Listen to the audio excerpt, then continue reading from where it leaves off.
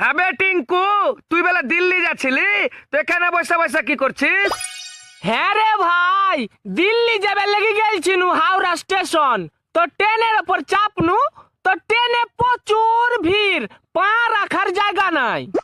তো শালা আমারও মাথায় একটা বুদ্ধি এলো, আমিও লাগনু সাপ সাপ করে চেঁচাইতে।